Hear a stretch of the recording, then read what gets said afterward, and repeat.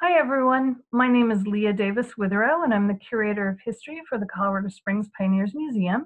And today I'm going to share with you a few of my favorite things about the Story of Us, the Pikes Peak Region A to Z, our digital storytelling platform that is available here at cspmstoryofus.com or on the museum's main webpage. You scroll down and click on exhibits and then Story of Us, and there you will find this digital storytelling platform. We conceived of this idea with our local partners Kevin Knapp of Tierra Plan and Dr. John Harner, who teaches geography and environmental studies at UCCS, because we wanted to combine history and geography. We wanted you to see where stories take place in the landscape. Because I don't know about you, but it always makes a lot more sense, and I get really deeply connected to a story if I know where it happened. So, if you click on any letter of the alphabet, and we have about 30 themes at the moment, we're adding new themes all the time. If you click on a letter of the alphabet, you can select a story. So in this case, we'll click on I. I is for ITU, the International Typographical Union. And then when we look at the screen, we can see the story on the landscape. If we want to read about it, we come over here to the left and we click Read More. And there's about a 400 to 500 word narrative that shares about why the ITU is important. And in this case, the ITU stands for International Typographical Union. It was an international union because it had membership branches in both the United States and Canada.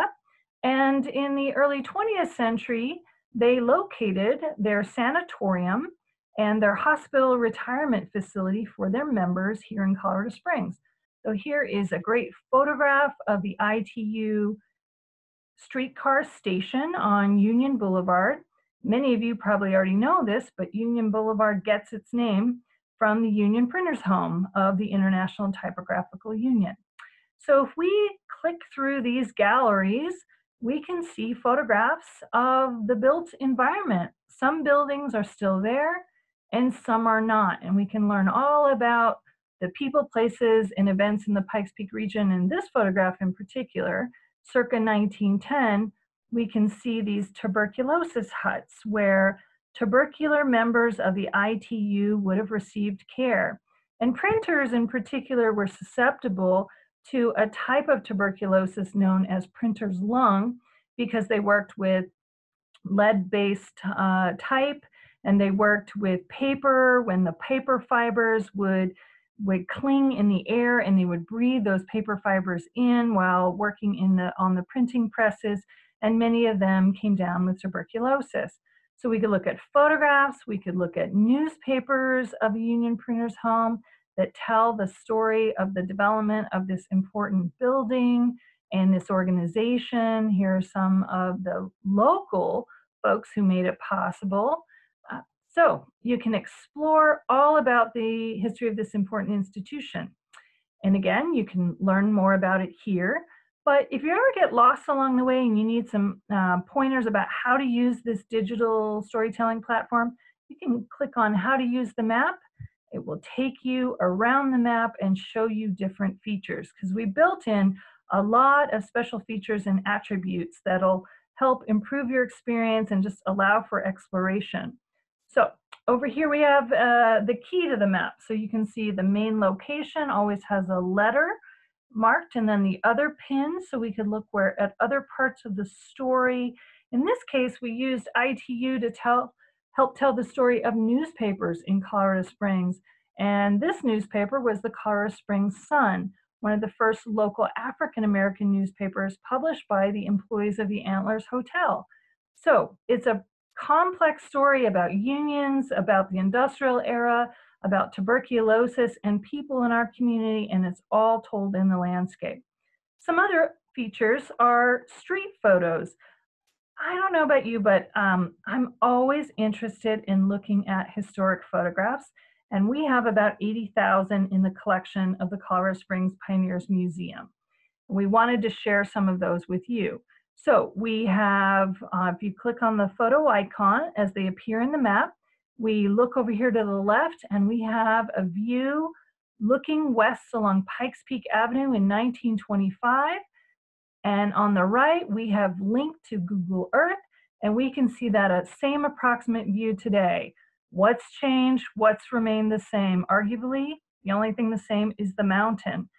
If you want to look at different eras of photographs, you can do so by using this button here, select a street photo year, and you can go through and look at different photographs taken at different times. So here's one in 1935. It looks like the steam plant building right before it was going to be torn down, and that same location today. So we have thousands of these photographs embedded in all of these maps.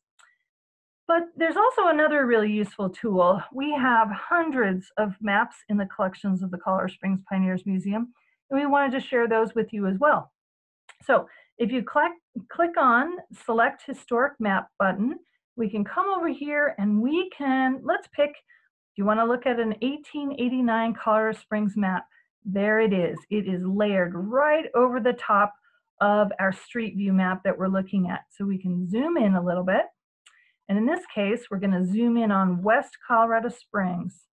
It's sitting right atop the street view map of today. And what's changed and what's remained the same? Well, we built in a tool so you can examine that. If you come down here to this transparency slider, you slide it over to the right, we can see what is underneath, what present day, the landscape looks like. And then if we slide it back to the left, we can see, wow, we can see street names have changed, whole subdivisions have disappeared and others have been added. We can see there are present day buildings there that were not on the landscape in 1889. So these historic maps are one of our favorite features. And again, this was all that there was of Colorado Springs in 1889. So everything that falls outside of this limit has been added since then. So the historic maps are really fun to look at. And what if you want to look at a different type of image? We can look at our satellite. We have linked to satellite images of Colorado Springs. So we can look, here we're looking at Palmer Park. What does it look like from the air? So we're looking at the ball fields and the Maitland Moores Shopping Center. That's another neat feature. In addition, we have built in some advanced tools. Like I said, we're working with Kevin Knapp of Terraplan and Dr. Harner of UCCS, both of them geographers, who like to use GIS to tell stories about place. So we have 3 advanced tools available on every map for you. So we can look at how streets, the street grid expansion, grew over time in Colorado Springs. So we're going to zoom out and we're going to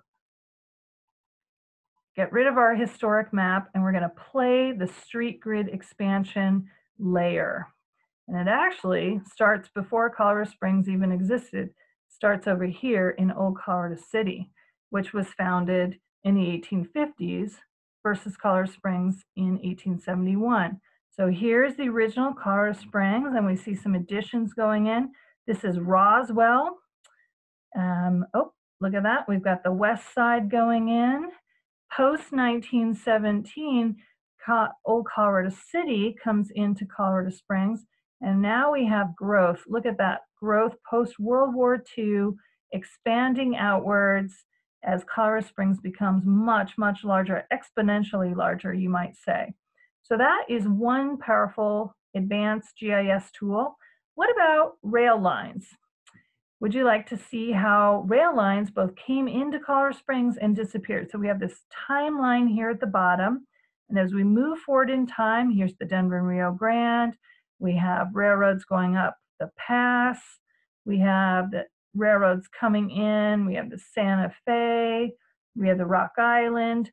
And then the pink stands for the trolley line. So we see a trolley line system is developing, and more residents in various parts of the city can now take the trolley around Colorado Springs. But what do you know? It's going to disappear, and those trolley lines would be dug up and replaced by a bus system instead. And then we see the expansion of rails in Colorado Springs, and then we see the diminishment of rails in Colorado Springs. So that's kind of interesting, and it talks a lot about industrialization and the development of our town, how it grew, and of course how the transportation network changed over time. Finally, let's look at the annexation map. Will tell the story about how Colorado Springs grew. So first we have Colorado City over here to the left, and as we move along that timeline, here is Colorado Springs. That was Colorado City. Now we have Colorado Springs proper. It's growing to the west, it's growing to the north. And the big boom in Colorado Springs, of course, happens after Camp Carson, later Fort Carson comes in, and then we have multiple military installations, and Colorado Springs grows in every direction. So it is a story that we tell on a timeline so you can track the growth. We can dig in a little deeper to understand what made these changes. How and why did Colorado Springs grow the way that it did? So these powerful tools are all available to you on this button called Advanced Tools. Look at that. Now we see Colorado Springs coming into the 21st century. And all right, so we can go back to the story of us. If you want to learn about Julia Archibald Holmes and the Lawrence Party and the Pikes Peak or Bust Gold Rush, you can click on B is for Bloomer Girl. Julia Archibald Holmes was the first woman, known to have ascended Pikes Peak and written about it. She wrote letters home to her mother that were published in Kansas newspapers, and we have recorded some excerpts of her letters. Of course, we don't have her own voice, but you can listen to her tell the story about her trip out west, but also about mining in the Pikes Peak region and in the Colorado Gold Rush. She and the Lawrence Party camped very near Garden of the Gods, so part of that story is we have some photographs here. Here's Fatty Rice's curio shop at the entrance of Garden of the Gods. And look at this. This is the dedication of the Garden of the Gods to the city of Colorado Springs in 1909. There's our city flag, and there is the plaque. And the heirs of Charles Eliot Perkins donated Garden of the Gods to the city of Colorado Springs in 1909. So we can learn about children in the Pikes Peak region, pop culture figures like Elvira. We can learn about the important discovery of fluoridation and the role that fluoridation played in the development of modern dentistry. We can learn about Hassel Iron Works or China Jimbo Fonda. All of these stories are both of local interest and national and international interest. We're really passionate about connecting Colorado Springs history to a national and international narrative.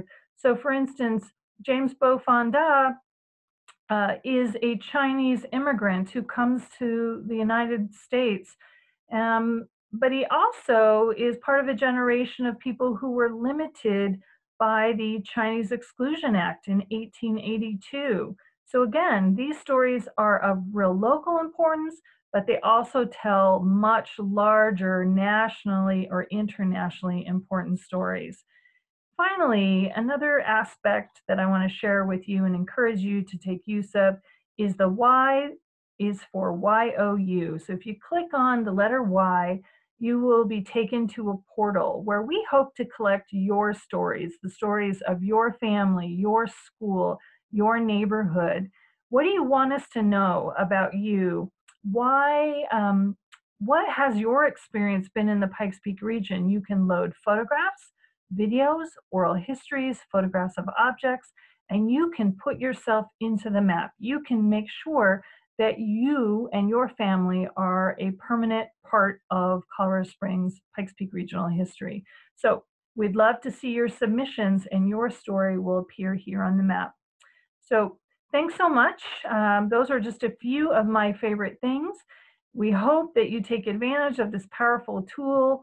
If you have any suggestions about themes that you think should be added to the story of us, you can contact me.